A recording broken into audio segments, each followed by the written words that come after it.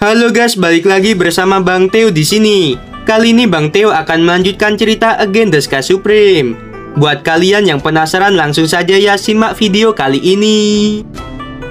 Tepat ketika Tanyun sangat bersemangat, apa yang dikatakan Xiao Longse selanjutnya membuat Tanyun tercengang. Xiao Longse berkata melalui transmisi suara, "Tuan kecil, tetapi kamu tidak bisa pergi ke jurang kematian. Mengapa aku tidak bisa?" Tanyun berkata, "Mungkinkah ada binatang buas yang kuat di dalamnya?" "Iya," Xiao Longse berkata melalui transmisi suara, "ada 3 binatang ranah Raja Suci tingkat 8. Kekuatan 3 binatang itu sudah cukup untuk menghabisi 1000 Raja Suci tingkat 9. Setelah mendengar ini, Tanyun terdiam untuk waktu yang lama, dan kemudian berkata melalui transmisi suara, "Ya, aku benar-benar tidak bisa pergi, tetapi aku akan selalu menemukan cara untuk mendapatkan benih api. Sekarang, beritahu aku, di mana 5 benih api atribut api tingkat 10 dan 4 benih api atribut es tingkat 11 berada. Aku akan mengambil benih api ini terlebih dahulu, dan kemudian akan menemukan cara untuk memasuki ngarai kematian." Xiao Longse berkata, "Mereka ada di Istana Api, Gunung Suci Es, Danau Beiming, Hutan Api Bumi, dan Lembah Magma. Istana Api adalah yang paling dekat dengan sini. Pergilah ke barat laut, terbang ke arah itu selama 3 bulan dan kita akan tiba."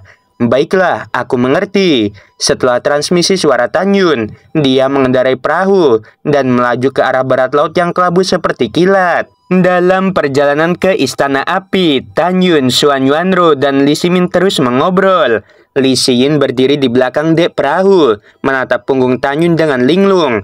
Adegan Tanyun menyelamatkannya dan meletakkannya di telapak tangannya terus muncul di benaknya. Pada saat ini, dia merasa bahwa Tanyun sangat menawan. "Jingyun, aku Li Xiyin. Jika tidak menikahimu dalam hidup ini, aku akan sendirian selamanya." Tepat ketika Li Xiyin memikirkannya, sebuah suara menyelap pikirannya.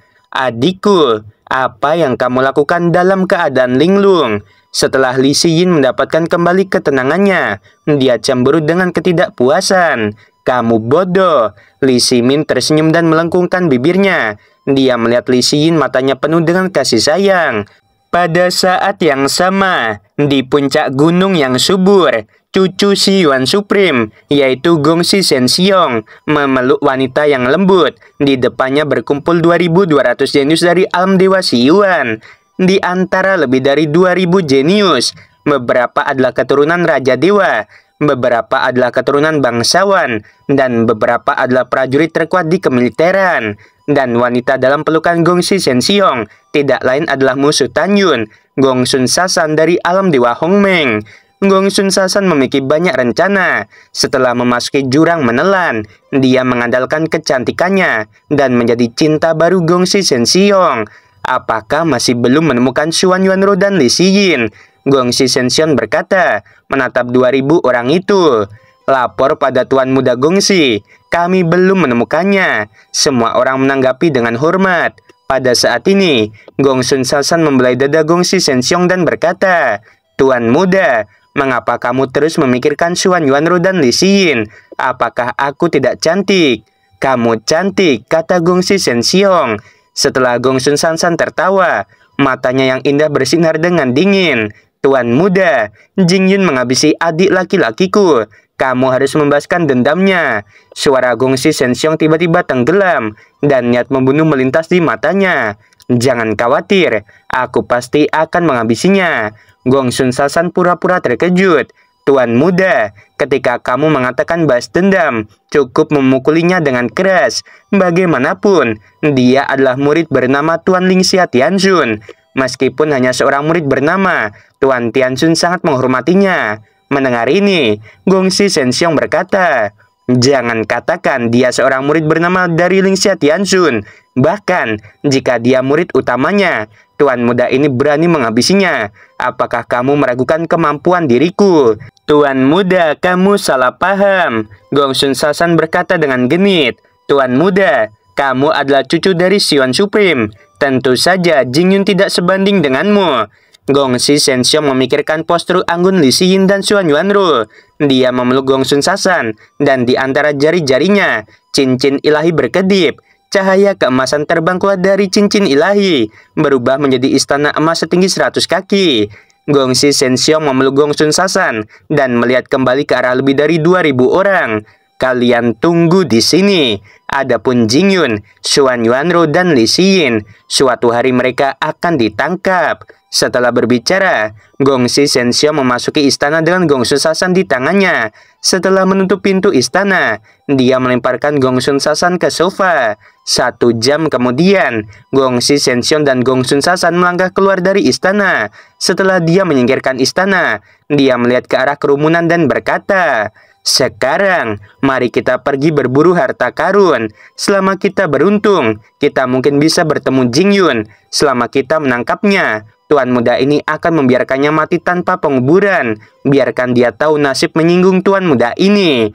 Waktu berlalu, Tanyun mengemudikan perahu, membawa Xuan Yuanru dan mereka bertiga melakukan perjalanan dalam kehampaan abu-abu selama 3 bulan. "Tuan kecil, tempat itu ada di sini." Suara lama Xiaolongse bergema di benak Tanyun.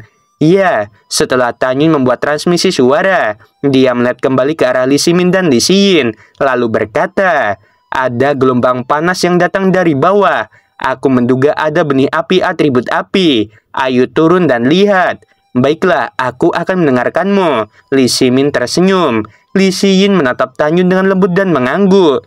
Tanyun tersenyum pada Li Xiyin dan kemudian mengendarai perahu perlahan-lahan. Pada saat ini, Tanyun mendengar suara Xiaolongse. "Tuan kecil, bawahan ini memperhatikan bahwa ada 70 pria bertopeng hitam di Bukit Tandus yang jauhnya 1300 mil.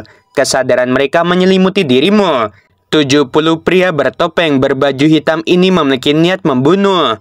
Alasan mengapa Tanyun tidak merasa sedang diawasi adalah karena kekuatan jiwa Hongmeng hanya sebanding dengan Raja Suci tingkat 5. Dalam jurang menelan, kesadarannya hanya bisa menempuh jarak 1000 mil. Jadi dia tidak bisa mendeteksi jika dirinya dimata-matai. "Baiklah kalau begitu," Tanyun berkata dengan ekspresi serius. "Apa kekuatan 70 orang itu?" Xiaolongse berkata, 5 pria dan 1 wanita adalah Raja Suci tingkat 8, dan wanita terakhir adalah Raja Suci tingkat 9. 63 orang yang tersisa hanyalah Raja Suci tingkat ke-6 hingga ke-7. "Tuan, apakah bawahan akan bertindak nanti?" Tanyun berkata, "Aku mengerti, kamu tidak perlu mengambil tindakan. Kamu akan berguna di masa depan. Kamu adalah kartu andalanku, dan aku tidak akan rela untuk menggunakanmu sampai saat hidup dan mati. Adapun 70 orang, karena mereka ada di sini, aku akan membiarkan mereka semua tinggal di sini." Setelah transmisi suara, Tanyun berpikir dalam hati, sebelum memasuki jurang menelan ini, 7 Raja Dewa dari alam Dewa Xiyuan datang dan mengatakan sesuatu kepada 5 pria dan 2 wanita. 5 pria dan salah 1 wanita adalah Raja Suci tingkat 8, dan 1 wanita lagi adalah Raja Suci tingkat 9. Sekarang, pemimpin yang ingin menghabisiku, seharusnya 7 orang ini. Tidak ada kebetulan seperti ini di dunia. Sepertinya 70 orang ini semuanya berasal dari alam Dewa Xiyuan. Aku tahu semua 7 Raja Dewa pada waktu itu. Di antara mereka, Raja Dewa Yingkun adalah satu dari 12 Raja Dewa teratas. Di masa lalu, dia memasuki alam Dewa Hongmeng dan menghabisi banyak bawahanku. Aku harap pemimpin orang bertopeng ini adalah keturunannya. Jika demikian, aku akan menghabisinya dan membuat Raja Dewa Yingkun sedih. Juga, aku tidak memiliki keluhan dengan 7 Raja Dewa seperti Yingkun dalam kehidupan ini. Tetapi mereka mengirim orang untuk menghabisiku. Jadi, seharusnya hanya ada satu alasan. Mereka diminta oleh orang lain. Orang-orang itu tidak lain dari alam Dewa Hongmeng. Baiklah, sangat bagus. Tanyun mencibir dalam hatinya. Aku tidak akan menghukum siapapun jika mereka tidak menyinggungku. Jika ada yang menyinggungku, aku akan menghabisi mereka semua. Aku ingin mengubah jurang menelan menjadi neraka bagi mereka yang ingin menghabisiku, dan biarkan mereka semua mati. Setelah mengambil keputusan, Tanyun mengendarai perahu sambil berkata pelan, "Rower, saudara Ximin, Xiyin, ketika kalian mendengar apa yang aku katakan selanjutnya, kalian harus tetap diam, jangan panik, dan berpura-pura untuk menjadi bodoh. Hal ini demi membingungkan musuh. Ketiganya mendengar kata-kata itu dan bertanya kepada Tanyun apa yang mereka temukan. Tanyun berkata dengan suara acuh tak acuh, ada 70 pria bertopeng hitam di Bukit Tandus yang jauhnya 1300 mil. Mereka seharusnya datang untukku. 6 dari mereka adalah Raja Suci tingkat 8, 1 wanita adalah Raja Suci tingkat 9, dan sisanya tidak perlu dikhawatirkan. Ketiganya mendengar kata-kata itu dan bertanya kepada Tanyun apa yang dia rencanakan melalui transmisi suara. Tanyun berkata, Siyin, saudara Simin, jika orang-orang ini ingin menghabisiku, aku akan menghabisi mereka. Jika aku menghabisi mereka, tolong rahasiakan. Jika tidak, setelah masalah ini terdengar, aku khawatir akan melibatkan guru. Bagaimanapun, jurang ini berada di bawah kendali Xiyuan Supreme, dan aku adalah murid ibu kalian. Menghabisi adalah masa kecil. Jika Xiyuan Supreme tidak puas, itu akan menjadi buruk. Ada niat membunuh di mata indah Li Xiyin. Jingyun, jangan khawatir. Kakakku dan aku tidak hanya tidak akan mengatakannya, tetapi kami akan menghabisi mereka untukmu. Li Ximin berkata melalui transmisi suara, Saudara Jing, kita tangkap mereka terlebih dahulu. Baiklah, Tanyun berkata dalam transmisi suara. Namun, aku akan menghapusnya nanti. Aku akan memenjarakan mereka terlebih dahulu dan menghabisi mereka bersama-sama ketika kita meninggalkan jurang menelan. Shuiying Tianjun, senior Kumuzen Tianjun dan Tuan Xingtian Tianjun akan berpikir bahwa sesuatu yang tidak normal terjadi di jurang menelan yang menyebabkan kematian mereka dan tidak akan mencurigai kita. Li Xiyin mengangguk setuju dengan transmisi suara. Ya, jangan khawatir. Kakakku dan aku tidak akan memberitahu ayah. Tanyun tersenyum dan berkata, terima kasih banyak. Kapan kita akan mulai? Xuan Yuanro berkata melalui transmisi suara. Tanyun mengirim transmisi suara kepada mereka bertiga. Kesadaranku merasakan bahwa ada istana bawah tanah. Setelah kita masuk, pasukan dibagi menjadi 3 kelompok. Siyin, Simin, kau jaga pintu keluar istana bawah tanah. Jika ada yang ingin kabur, tangkap mereka. Aku akan membuat penghalang untuk memblokir kesadaran di pintu keluar istana bawah tanah. Rower dan aku akan berurusan dengan mereka di istana bawah tanah. Rower dan aku lebih kuat dari kalian berdua. Aku khawatir orang-orang itu akan menargetkan kalian. Jadi kalian tidak boleh memasuki istana bawah tanah. Jaga saja pintu keluarnya dengan tenang. Alasan mengapa Tanyun ingin membuat penghalang untuk memblokir kesadaran di pintu keluar istana bawah tanah itu untuk membuat kedua saudara dan saudari itu tidak dapat menonton. Karena Tanyun tahu bahwa jika dia dan Xuan Yuanro ingin mengalahkan semua orang, mereka harus melakukan semua yang mereka bisa. Identitasnya dan identitas Xuan Yuanro sebagai klan roh akan terungkap. Li Xiyin berkata dengan cemas, biarkan kakakku yang menjaga pintu keluar, aku akan menemanimu masuk. Tanyun berkata, kamu tidak perlu khawatir jika kamu masuk. Kamu mungkin tidak dapat membantu. Rower dan aku justru akan kerepotan. Adikku, dengarkan Jingyun. Kakak yakin dia bisa melakukan sesuatu. Li Ximin berkata melalui transmisi suara. Li Xiyin mengangguk setuju.